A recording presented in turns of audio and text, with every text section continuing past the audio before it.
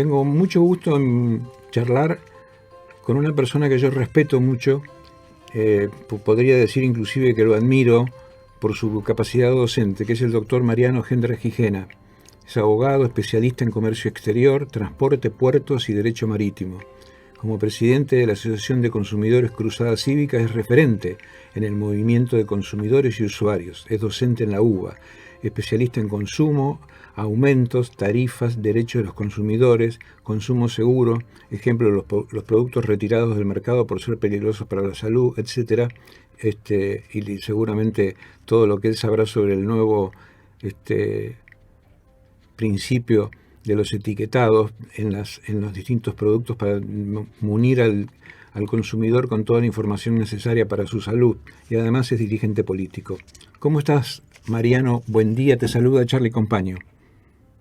¿Qué tal, Charlie? ¿Cómo estás? Un placer compartir la mañana del sábado contigo. Gracias por tan generosa presentación.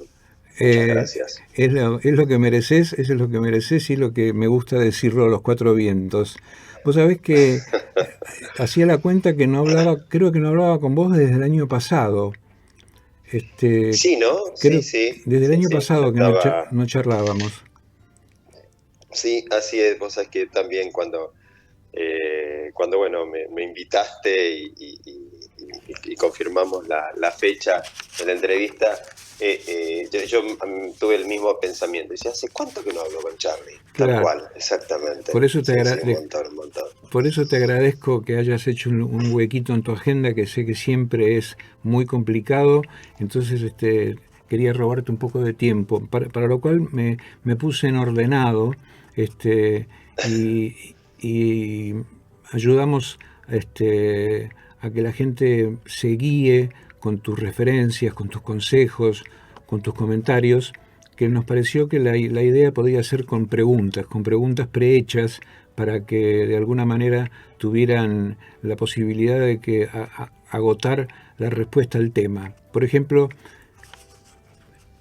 de todo lo que te dije sobre tus actividades, estamos absolutamente seguros que los temas económicos y políticos son los temas que te mantienen totalmente vigente en el horizonte de los pensadores y de las personas que actúan cívicamente en la sociedad argentina. Tenés un largo currículum y muy prominente. Entonces, voy a empezar con una pregunta. El mes que viene, mes de septiembre, que ya estamos al caer, van a entrar en vigencia los aumentos establecidos por la segmentación de tarifas, este famoso tema de la segmentación de tarifas. Pero hasta hace algunas horas, todos pudimos comprobar que las empresas prestadoras dicen algo en común a todas, que no cuentan con la información necesaria de los usuarios. Entonces yo te pregunto, ¿esta medida podrá instrumentarse según lo planeado? Bueno, la verdad que muy buena pregunta, porque es la gran duda, no solamente en este momento de las empresas prestadoras de los servicios públicos, tanto de electricidad como de gas, sino también de la gran mayoría de los usuarios, que vemos que se acerca el 1 de septiembre, a pocos días ya estamos del fin del mes, y todavía ni siquiera el Ente Nacional Regulador de Electricidad ha confeccionado los nuevos cuadros tarifarios. Me refiero, por ejemplo, en el caso de Edenor y Edesur, si hablamos de electricidad. Las empresas no tienen el listado de usuarios que componen cada uno de estos tres grupos que el gobierno dividió a la población en la segmentación. Recordemos bajos, medios y altos, o sea, aquellos que perdieron totalmente el subsidio, aquellos que lo mantienen, pero con obviamente una serie de precondicionamientos. Recordemos, si superás los 400 kilowatts hora de consumo mensual, si no lo superás, y la otra categoría, que es la categoría de quienes reciben la tarifa social o tienen estos beneficios sociales en los cuales estas modificaciones no les impacta o no les debería impactar. Bien. ¿Por qué digo todo esto? ¿Por qué? Porque la verdad, estos anuncios que ha hecho el gobierno durante estos 2-3 meses han sido parche sobre parche, y yo creo bastante poco de los impactos que el gobierno viene anunciando respecto a la población. ¿En qué sentido? Yo creo que el impacto de los aumentos va a ser muchísimo más de lo que se anuncia. Yo creo que no solamente eso, creo que el porcentaje de la población altamente afectada, a la cual se le va a quitar el subsidio, que el gobierno siempre anunciaba que era un 10%, después resulta, cuando vino ahora el nuevo ministro de Economía, Massa, resulta que ya no es un 10, estamos hablando de un 20 o un 30%. Bueno, yo te puedo asegurar que va a ser más del 40% de la población los que se van a ver enormemente afectados por una quita total del subsidio, y a partir del 1 de septiembre, estamos hablando de la electricidad, van a tener un impacto en su tarifa, mejor dicho, en su boleta final, el precio de su boleta final, de más del 50%. Bueno. No me cabe la menor duda de eso.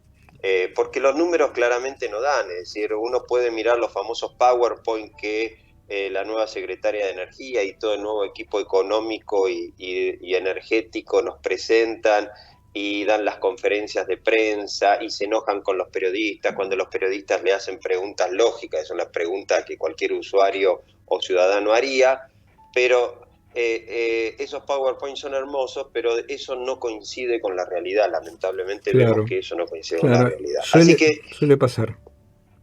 Así que la verdad que nos acercamos a un 1 de septiembre con más dudas que certezas, y esperando a que finalmente el gobierno defina estas cuestiones, y la única realidad, querido Charlie, va a ser cuando cada usuario, cada uno de nosotros, en nuestros domicilios, en nuestros trabajos, en nuestros consorcios, en los edificios, en las despensas, en nuestros comercios, en nuestras fábricas, empecemos a recibir la factura de luz y veamos realmente hasta dónde llega este famoso tarifazo. Un tarifazo que es exactamente igual al tarifazo de Macri de hace 4 años atrás. Mirá vos. Claro, mirá vos esa coincidencia. Te hago una pregunta chiquitita. No me genera una duda. Digo, ¿es cierto esto de que los que han solicitado los subsidios no podrán acceder a la compra del dólar ahorro? Sí, así es. Es otra medida más de esta super cepo que venimos padeciendo. Esta medida no tiene que ver tanto con la segmentación tarifaria, por supuesto que no, sino que tiene que ver por la situación macroeconómica y de déficit de reservas que tiene obviamente la Argentina. La Argentina y el Banco Central en particular está quebrada. Tenemos que tomar conciencia que está quebrada. Exactamente. Quebrada, no está pobre, está quebrada. Si fuéramos una persona física o una empresa, estaríamos en este momento enyesados, en lo que se llama una quiebra. Claro, estaríamos, ¿no?, enyesados desde la cabeza a los pies. Totalmente. La Argentina, entonces, estas son parches, se aprovechan estas medidas para generar parches. ¿Por qué? Porque la Argentina no está generando dólares. Lamentablemente no está generando dólares. Y la Argentina tiene un cepo, además del cepo cambiario, tiene un cepo a las importaciones. La Argentina, el Banco Central no está pagando las importaciones. Ya empezamos a ver consecuencias palpables en distintos sectores de la economía, donde faltan insumos, faltan productos, donde las empresas están anunciando corte de personal, interrupción en las cadenas productivas. Lo vemos todos los días. Lo vemos, el ciudadano lo ve cuando va al supermercado, cuando va a comprar algo y le dicen no mire, o cuando necesita el repuesto de algo y le dicen no mire, no hay. ¿Y cuándo va a haber? No sabemos. Claro. Esto lo palpamos todo. Nuestros oyentes seguro que han tenido este tipo de experiencia. Y eso ese déficit de reserva, que es el gran cuello, es uno de los grandes cuellos de botella, además obviamente del déficit fiscal, de la emisión monetaria, de la falta de producción, obviamente, de la falta de generación de riqueza, es parte de estos grandes problemas que definen nuestra situación macroeconómica, y en la cual se terminan tomando medidas como estas, que son medidas que yo no sé si tienen realmente impacto. Esto habría que preguntarle a un economista, yo no soy economista, pero a un economista respecto a que nos pueda decir si realmente esto tiene un impacto real en la acumulación de reservas, porque el efecto político y social que tiene esto, negativo obviamente hacia la sociedad, el efecto que esto tiene es muy alto. Ahí te haría una pregunta, esto te haría una pregunta aprovechando que nombraste a los economistas. Digo, arriesgan cifras para la inflación de agosto entre el 6 y el 6,5%. ¿Esto también engorda ese 40% que vos hablás de las tarifas? Sí, por supuesto. Es decir, mira, sin lugar a dudas, yo creo que agosto vamos a estar entre el 6 y el 7% de inflación mensual. Hay que ver si el gobierno logra de septiembre a diciembre bajar esa inflación mensual a 5 dígitos. Lo veo difícil. ¿Y por qué lo veo difícil? Porque justamente si el gobierno logra implementar al 1 de septiembre, a pesar de todas estas deficiencias que mencionamos hace un rato, pero si finalmente el gobierno logra implementar la quita de subsidios en esta etapa a partir del 1 de septiembre, como yo te dije, vamos a tener un impacto en el 40% de la población de servicios públicos eléctricos y de gas, y especialmente eléctricos, de más del 50%. Esto va a impactar directamente en la inflación mensual. Bien. Va a impactar en nuestros bolsillos directamente e indirectamente, porque la electricidad y el gas son de los dos insumos más importantes para la producción y para el comercio de bienes y de servicios. Ya lo creo. Además tenés, se viene otro aumento de prepagas, se viene aumento de subte y transporte urbano, se viene aumento de taxis, se viene aumento nuevamente en materia de distintos servicios de salud, y ni hablemos que todo esto va directamente al precio final de los alimentos. Cosa con el que termina definiéndote finalmente, el que termina definiéndote finalmente el IPC mensual. Ese IPC mensual, evidentemente, cosas como los precios cuidados ya no van a tener casi tanta fuerza, si es que alguna vez la tuvieron.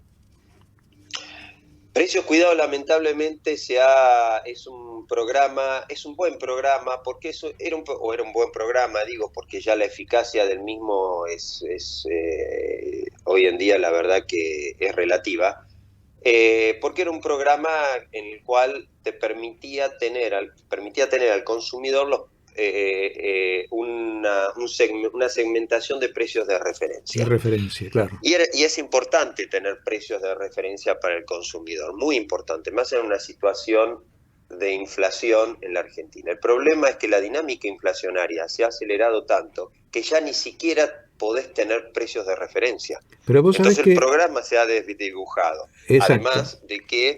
Además de que tenés el problema de que en muchísimas cadenas de consumo masivo o vos no te encontrás con faltas de stock. Hoy en día la aplicación, o mejor dicho, la efectividad del programa Precios Cuidados no supera el 30 al 40%. Mariano, te interrumpo un cachito. Vamos a hacer una pequeña tanda publicitaria y seguimos charlando. ¿Te quedás con nosotros? Con gusto, un placer. Estamos con el doctor Gendar Gijena charlando sobre precios. En un rato también vamos a hablar de política con él, y estamos aquí en sintonía para un encuentro que enseguida continúa con ustedes. Ahora vamos a una tanda.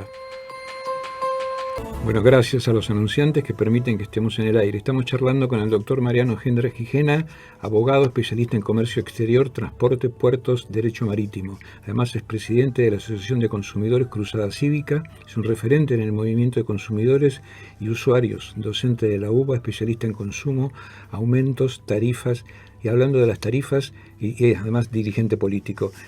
Hablando de tarifas, estábamos repasando con Mariano el hecho de que las herramientas como precios cuidados, frente a este aluvión que va a haber de aumentos, van a quedar exiguos las posibles ventajas que tenga estas herramientas. ¿Sí? Seguramente habrá que pensar en otras, ¿o cuál es tu opinión?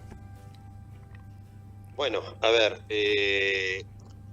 la herramienta de precios cuidados, como otra serie de programas que lo que buscan, por supuesto, es algún tipo paliar este tema de...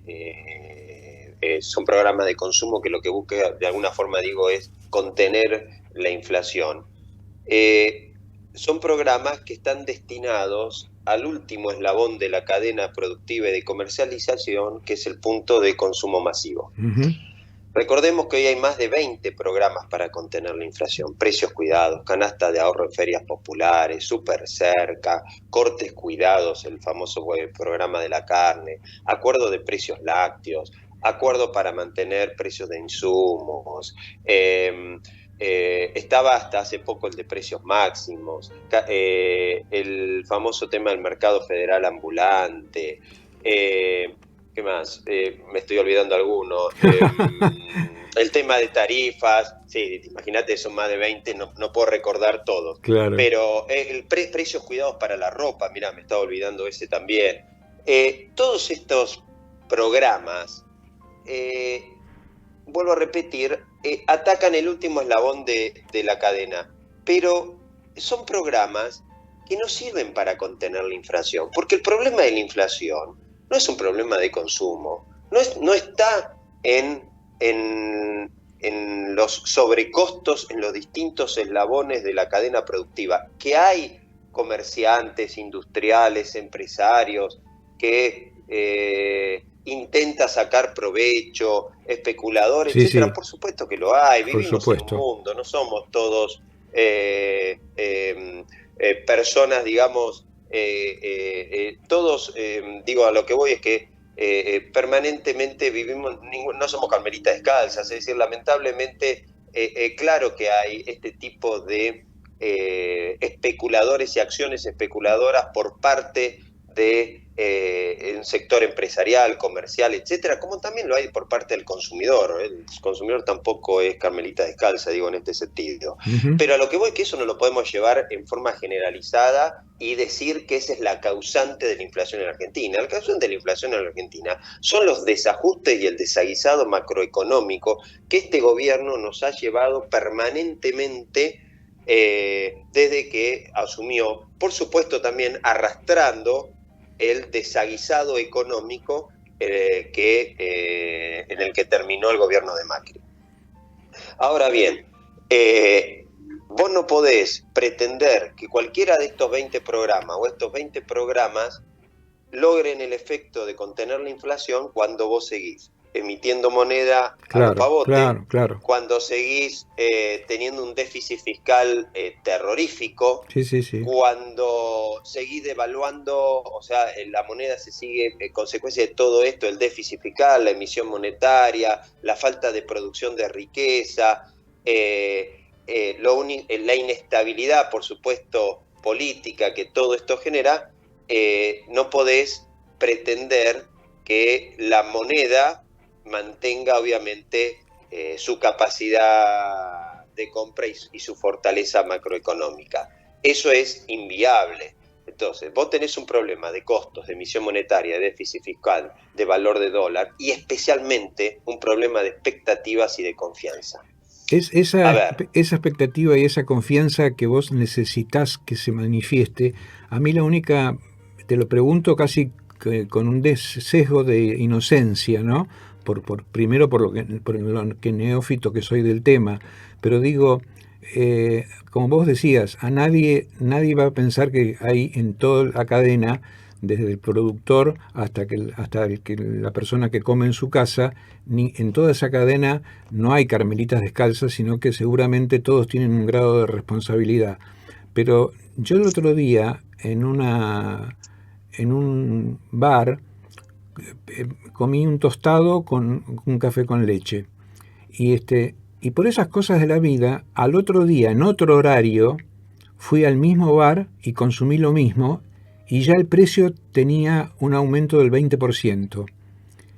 Y yo le pregunté en qué le había aumentado de un día para el otro. Y entonces me dice, mirá, lo único que hacen es cuidar el retorno de la mercadería para no tener que hacerlo todo de golpe. Van aumentando un poquito todos los días. Y yo digo, pero ¿dónde está que esta persona tiene derecho a quejarse si él contribuye aumentándolos todas las semanas un 20%. Bueno, ahí diste clave con la parte, perdón, ahí diste con la clave de quizá de la ley económica más importante de todas, que es justamente la confianza. Vos podés hacer el mejor plan económico, podés tomar las mejores medidas en carácter económico, pero si la sociedad no te tiene confianza, esas medidas van a fracasar. Ahí está, eso. Y es eso. entonces hay 3 medidas básicas y necesarias para comenzar a controlar la inflación. Y a todo esto recordemos que según el presidente todavía estamos en guerra con la inflación, ¿no? ¿Se acuerdan cuando les declaramos la guerra a la inflación? Sí, bueno, sí. Yo quiero saber cómo vamos con eso, ¿no? Porque me parece que en la coyuntura en la que vivimos en este país todos los días tenemos algo distinto, pero no olvidemos esa de guerra que le tenemos declarada a la inflación. Creo que vamos perdiendo, ¿no? Me da la sensación. ¿Crees que haces bien en creer eso? Como decía, las 3 medidas básicas y necesarias para comenzar a controlar la inflación. La primera es un gobierno creíble y políticamente fuerte. No se puede hacer política económica sin credibilidad política. No se puede hacer política económica sin credibilidad política. Segunda medida, un equipo idóneo.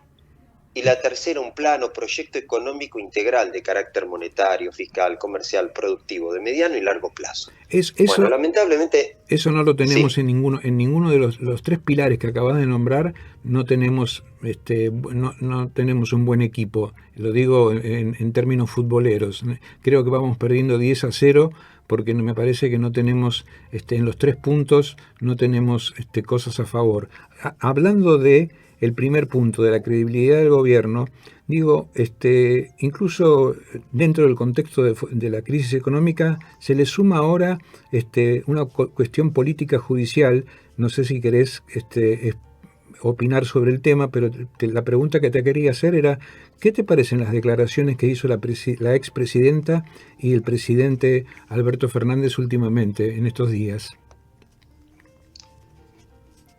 Te dejé pensando. Bueno, no. A ver, ¿cómo te iba a encarar la respuesta? Empecemos primero por las declaraciones. Te quiero contestar como ciudadano y después, primero te voy a contestar como ciudadano y como argentino. La verdad que las declaraciones del señor presidente, y hablo justamente de su carácter de quien tiene que resguardar y preservar la figura, la investidura presidencial, que es de todos los argentinos, la verdad que me da mucha vergüenza, me da muchísima vergüenza. Yo pediría, y lo digo realmente con todo respeto y es un pedido honesto, le pediría justamente a los colaboradores del señor presidente, que se supone que son quienes deben resguardarlo, deben contenerlo, deben protegerlo, que lo hagan hablar menos. Yo creo que lo mejor que puede hacer el presidente en estas instancias, en esta crisis política, social y económica que estamos padeciendo los argentinos ya desde hace varios años y que se va acrecentando cada día más, el gran aporte que puede hacer el presidente de la Nación en estos momentos es no hablar. Creo que haría un aporte a las instituciones, a la República y por supuesto a que las aguas se aquieten un poco y la sociedad esté un poco más calmada. Primero porque cada vez que habla el presidente lo único que genera es profundiza aún más la grieta. Segundo porque en sus declaraciones normalmente son siempre erróneas, sin fundamentos. Y en tercer lugar porque lo único que cuando habla lo que dice, se desdice a sí mismo de lo que dijo 10 minutos antes. Sí, y consecuente la credibilidad de su palabra está más devaluada que el peso argentino. Que es mucho decir. Hoy en día la palabra del presidente no es creíble. Y es parte de lo que decíamos justamente de la credibilidad política de este gobierno. Este gobierno ya no es creíble. Por eso me diste pie con la palabra. Por eso me diste pie a que te hiciera esta pregunta. ¿Y en el caso de la expresidenta?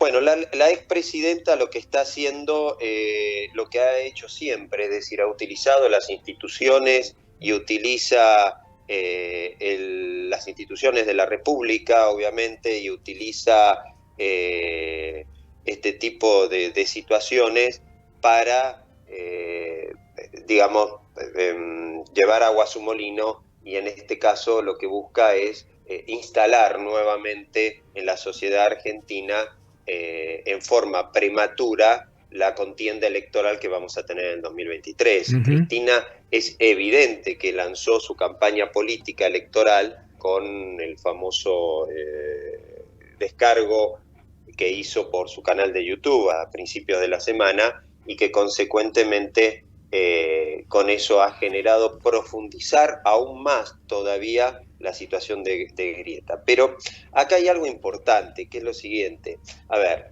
primero quiero terminar redondear esta idea que para mí, como abogado, como docente, pero fundamentalmente como ciudadano, me resulta preocupante, que es que el presidente, que es el primero que tiene que salir a defender, es el primer ciudadano que tiene que salir a defender la Constitución Nacional. Es el primero que debe salir a defender la separación de poderes y el sistema republicano de gobierno. Aclaremos una cosa, el sistema, la república no tiene nada que ver con la democracia, ¿no? Una cosa es la forma electiva del gobierno y otra forma es el sistema en el cual está organizado jurídicamente el Estado. No son la misma cosa. No son las mismas cosas. Porque a veces se confunde, ¿viste? Esto atenta contra la democracia, contra la república, y se hace una mezcolanza terrible que uno termina de decir esto peor que una sopa de letras.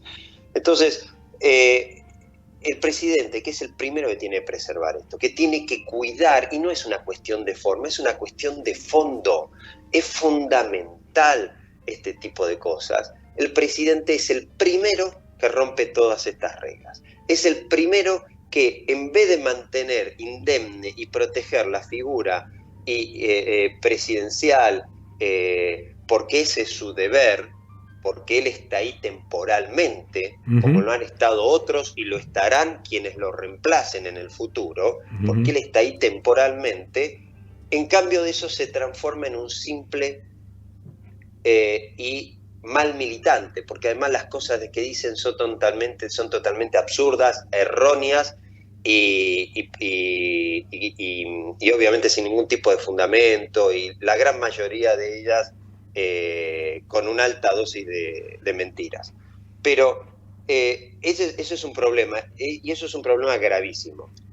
Por supuesto, él no puede intervenir ni avasallar otros poderes del Estado. Exacto. Y eso lo ha hecho Alberto Fernández desde el primer día que asumió. Y es vergonzoso.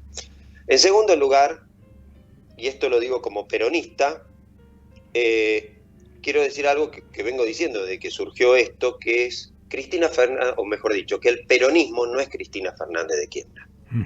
Ni se agota en la figura de Cristina Fernández de Kirchner.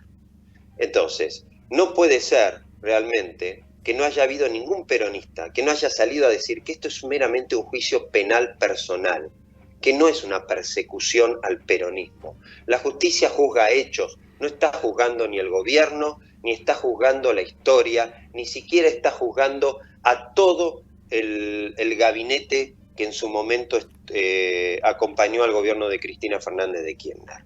Es decir, acá lo que estamos hablando es que se está juzgando un delito común, como es un delito de corrupción, a una serie de personas limitada, no es a todos los funcionarios que estuvieron en el gobierno, a un conjunto de personas claramente limitadas, dentro por presuntos actos de corrupción, porque obviamente todavía no hay condena, así que tenemos que hablar de presuntos, y en un Estado de Derecho, que debemos, y como estamos en un Estado de Derecho, debemos dejar que la justicia actúe, y gracias a Dios que está actuando. Y yo estoy muy orgulloso de que la justicia esté actuando y que esté juzgando a funcionarios o a personas que hayan tenido lugares tan preponderantes en la función pública, como puede ser un expresidente, exsecretario de Estado, exministros, exsubsecretarios, porque si no estamos en el terreno de la impunidad. Totalmente, porque eso significa que todos los argentinos somos iguales ante la ley. Y todos los argentinos somos iguales ante la ley. Y aquí todos debemos someternos a la justicia. Y ahí está el juego de ideológico y el relato que el kirchnerismo nos quiere hacer llevar a toda la sociedad, a toda la población, para distraernos obviamente de los graves problemas que tenemos en la Argentina y que quisiera ahora hablar de eso, pero la discusión es que ellos dicen a Cristina la juzga la historia o la juzga el pueblo. No, señores, a Cristina la juzga la justicia como debe ser, porque todos estamos bajo bajo el paraguas de la justicia y todos debemos someternos a la justicia, nos guste o no nos guste. Si somos inocentes saldremos indemnes y si somos culpables pues deberemos recibir la pena que nos corresponde conforme a la ley. Aclaraste que eras peronista. Discúlpame que estoy medio mal de la garganta. En este relato que acabas de hacer, en este comentario que acabas de hacer tan profundo, digo, ¿qué le espera al peronismo en el 2023 con esta especie de confusión y embarrada de la cancha que hizo Cristina, que está buscando distraernos de otros temas mucho peores? Vos como peronista, ¿qué expectativa tenés para el 2023? Mira, Cristina lo que está buscando es llevar al peronismo. Viste que todos habremos escuchado alguna vez esta frase de que el peronismo te acompaña hasta la puerta del cementerio, pero te enterrás solo. Bueno, Cristina creo que está llevando al peronismo hasta inclusive a enterrarse con ella bajo la tumba directamente. Y lamentablemente nos encontramos con dirigentes, una gran cantidad de dirigentes que por necesidad, que por falta de obviamente de fortaleza doctrinaria, ideológica, obviamente acompañan todo este tipo y fundamentalmente por intereses personales, privados, por poder, por mantener el poder, como se dice, por mantener la silla. Yo creo que al peronismo, y no te hablo tanto del 2023, el 2023 va a ser un cierre de un periodo nefasto y obviamente un periodo que ha demostrado que ha fracasado rotundamente, que ha sido el kirchnerismo, un periodo dentro de lo que fue el peronismo y un periodo dentro de la historia de la República Argentina. Entonces, creo que el gran desafío del peronismo, no solo para el 2023, sino más allá del 2023, es reconciliarse con la sociedad argentina, con el pueblo, reconciliarse y generar nuevos puentes con los grandes protagonistas de la sociedad, especialmente con los sectores productivos, con el campo, con los sectores medios en particular, y empezar a transformarse para hacer un movimiento político de desarrollo y de transformación que le sirva a la Argentina del siglo XXI. Una Argentina enmarcado en un mundo en el cual ha cambiado el paradigma tecnológico y productivo y en el cual la Argentina todavía no se ha dado cuenta y el movimiento peronista menos aún, ya que sigue pensando con las premisas de la década del 70.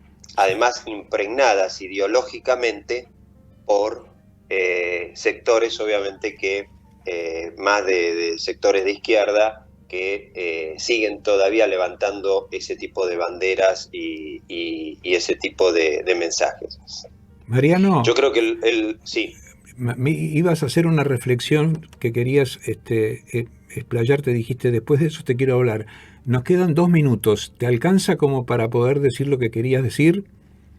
Sí, simplemente esto, es decir, el peronismo tiene un desafío enorme. Sí, señor. Yo creo que tenemos que ir hacia una renovación total, pero primero una renovación de la política argentina en general. Uh-huh. Y cada dirigente, cada referente político tendrá que hacer desde su propio espacio, hacer esa renovación. En mi caso, junto con otros dirigentes que a nivel nacional estamos trabajando profundamente en la renovación del peronismo de cara a la sociedad, de cara a la Argentina, y obviamente tratando de transformar o generar un peronismo que vuelva a construir esos puentes con los sectores medios, con los sectores productivos, industriales, económicos, con el campo, y que vuelva a reivindicar al capital privado como eje motor del desarrollo productivo en el país. Entonces, y quiero decir esto, el Estado argentino no produce, el Estado argentino no genera riqueza. El que produce y genera riqueza y desarrollo es el sector privado. Y el peronismo, en su renovación, tiene que volver a construir esas alianzas con el sector privado en pos, obviamente, de una Argentina productiva. Y en eso estamos muchos dirigentes. No lo dudo. Quiero mencionar Dale. un par de ellos nomás, entre ellos Juan Manuel Ortubey, el exgobernador de Salta, que viene trabajando en eso desde hace mucho tiempo, recorriendo todo el país con este mensaje, el gobernador de Córdoba, Schiaretti, para nombrar a algunos, y obviamente una cantidad enorme de mujeres y hombres que están en pos de esta renovación. Y quiero comentar esto, para cerrar. No nos dejemos distraer por estas peleas superficiales del juicio de Cristina y de su eventual condena. Mientras nos distraen con esas discusiones banales, la Argentina está teniendo casi un 100% de inflación, más del 80% de la población está por debajo de lo que hoy en día se llama la línea de sectores medios bajos, es decir, más del 80% hoy en día apenas supera el umbral de la pobreza. Estamos con un ajuste que se viene especialmente a los sectores medios, que se está implementando casi en voz baja, pero que lo vamos a sentir todos en los próximos meses, obviamente en nuestros bolsillos, y esos son los verdaderos problemas. Estamos sin trabajo, estamos sin expectativas en lo inmediato, y estamos los argentinos con una profunda y enorme depresión porque no vemos salida a este desastre económico, social y político al cual el gobierno nos ha llevado. Gracias. Creo que esos son los verdaderos problemas de la Argentina. Totalmente y consecuentemente a eso debemos abocarnos. Te agradezco, Mariano, estoy totalmente de acuerdo con lo que vos decís. Yo no soy peronista, pero me gusta escuchar opiniones de todos lados y me hago la firme propósito de tener la tolerancia de escuchar cosas con las cuales no estoy de acuerdo y con las que estoy de acuerdo, pero todos los puntos que has tocado me parecen álgidos y con buena respuesta, y yo supongo que a la gente le has hecho un bien dando tu opinión. Te quiero agradecer tu presencia acá en Sintonía para un Encuentro, y vamos a seguramente seguir charlando más adelante. Cuando las cosas se vayan aclarando, te vamos a llamar nuevamente. Te agradezco de verdad tu tiempo y te agradezco como siempre la claridad docente que tenés. Gracias, Charlie. Gracias por la invitación y ha sido un gusto compartir la mañana con todos tus oyentes. Bueno, te mando un abrazo grande, Mariano. Ha sido un placer. Abrazo. Abrazo grande. Chau, chau.